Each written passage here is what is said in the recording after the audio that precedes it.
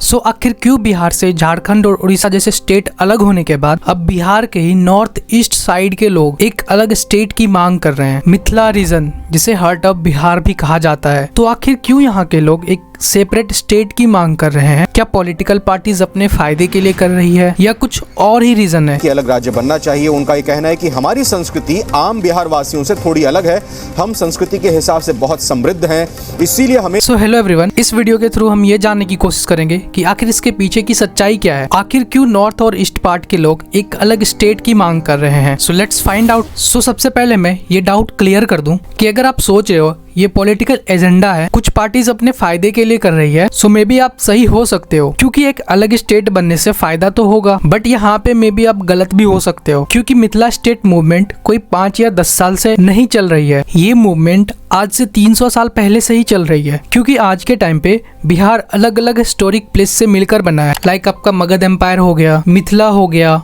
अंग हो गया, और ये मैं कोई ऐसा ही नहीं बोल रहा हूँ। इन सब क्षेत्रों का वर्णन आपको हमारे प्राचीन इतिहास के महाकाव्यों में लाइक रामायण हो गया, महाभारत हो गया, और भी कई सारे धार्मिक ग्रंथ है जहाँ पे आपको मिथिला क्षेत्र का वर्णन दिखेगा क्योंकि उस टाइम पे मिथिला एक खुद स्टेट हुआ करता था जो आज के टाइम के ईस्ट और वेस्ट चंपारण, समस्तीपुर, मधुबनी, दरभंगा, सीतामढ़ी, सुपौल, सहरसा, अररिया, पूर्णिया, कटिहार, भागलपुर और भी कई सारे नॉर्थ ईस्ट पार्ट के बिहार के डिस्ट्रिक्ट, साथ ही झारखंड के कुछ पार्ट आते थे उस टाइम पे मिथिला रीजन में जो खुद का एक स्टेट हुआ करता था। ओके, सो वापस से हम अपनी टॉपिक पे आते हैं। आज से कुछ 150 साल पहले 1881 में जब ब्रिटिश इंडियन गवर्नमेंट द्वारा लैंग्वेज बेसिस पे सर्वे किया गया तो उन्होंने मैथिली रीजन के बेसिस पे कुछ ऐसा मैप बनाया मिथिला स्टेट के लिए। एंड अगेन 1902 में वापस से सर्वे हुआ लैंग्वेज बेसिस पे, और जब 1912 में बिहार बंगाल एक सेपरेट स्टेट हो रहा था तो उस टाइम पे वहाँ के लोगों ने ये बात रखी कि हमें लैंग्वेज बेसिस के आधार पे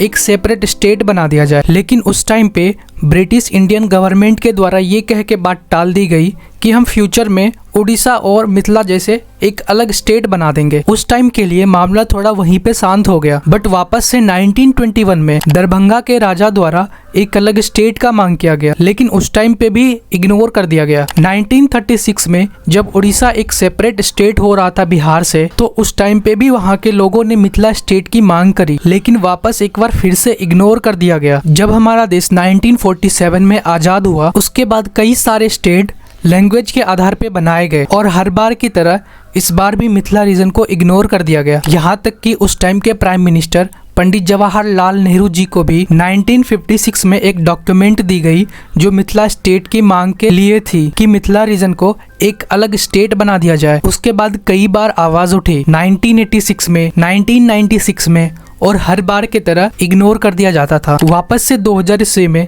जब झारखंड बिहार से सेपरेट स्टेट हो रहा था, उस टाइम पे भी मिथिला रीजन के लोगों ने आवाज उठाई, लेकिन उस टाइम पे भी इग्नोर कर दिया गया। फिर 2004, 2007, 2008 इस तरह में कई बार मिथिला स्टेट मूवमेंट चला, बट कोई फायदा नहीं हुआ। आपको ये जान के हैरानी होगी, इतने सारे मूवमेंट होने के बाद भी ना तो स्टेट गवर्नमेंट ने और ना ही सेंट्रल गवर्नमेंट ने इन क्षेत्रों को डेवलपमेंट के लेके कुछ किया। आपने एक बात तो जरूरी सुना होगा बिहार के लोगों से या किसी मिनिस्टर के भाषण में कि बिहार इसलिए डेवलप नहीं कर रहा है, ये चारों तरफ लैंड से घिरा हुआ है और बिहार के पास कोई अपना समुद्री तट नहीं है। सो क्या वाकई ये फैक्टर मैटर भी करता है? अगर आप भी ऐसा सोच रहे हो तो आप बिल्कुल गलत हो। इस बेसिस पे फिर तो पंजाब जैसे स्टेट, हरियाणा जैसे स्टेट को डेवलप ही नहीं करना चाहिए था। हाँ, लेकिन आप फ्लड का रीजन दे सकते हो क्योंकि बिहार का अप्रोक्सीमेट 68,000 वर्ग किलोमीटर क्षेत्र जो बाढ़ से प्रभावित है। अब ऐसे में अगर जब राज्य का 70% से भी ज्यादा जनसंख्या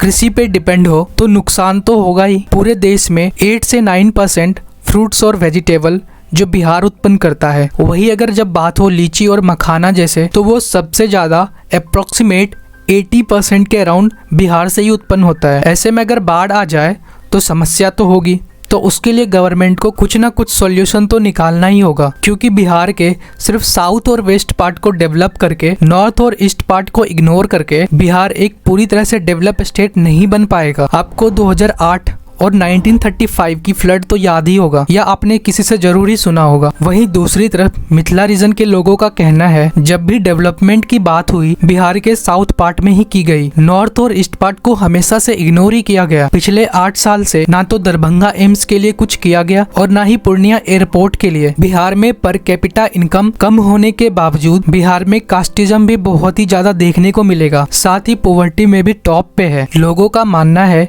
कि ऐसे में अगर एक अलग स्टेट बना दिया जाए शायद तो ही मिथिला रीजन का डेवलपमेंट हो सकता है। वही कुछ लोगों का ये भी मानना है बिहार खुद ही डेवलप नहीं है, तो ऐसे में अगर एक अलग स्टेट बना दिया जाए तो वो बेवकूफी से कम नहीं होगी। सो लेट्स सी इस बात में कितनी सच्चाई है। आज से कई साल पहले मिथिला में इंडस्ट्रियल ग्रोथ काफी ज्यादा थी, लेकिन बिहार सरकार की लापरवाही के चलते धीरे धीरे सब खत्म हो गया। कई सारे हिस्टोरिक प्लेस भी थे, लेकिन सरकार की लापरवाही के वजह से मिथिला रीजन में टूरिज्म ना के बराबर है। बिहार के मिथिला क्षेत्र में कई सारे शुगर मिल्स थे, कॉटन मिल्स थे, पेपर इंडस्ट्री था, जिसपे आज ताला लग चुका है, जिसका मेन रीजन है बिहार का पॉलिटिक्स, जिसके चलते कोई कंपनीज बिहार आना ही नहीं चाहती है, क्योंकि कोई भी बिजनेसमैन गवर्नमेंट पे भरोसा ही नहीं कर सकती है और गवर्नमेंट ने अपना इमेज ही ऐसा बना रखा है, लोगों को ट्रस्ट ही नहीं हो पाता है, इसलिए कई सारी कंपनीज बिहार आने से डरती है। वही अगर बिहार में इंडस्ट्री की बात करें तो सबसे ज्यादा इंडस्ट्री आपको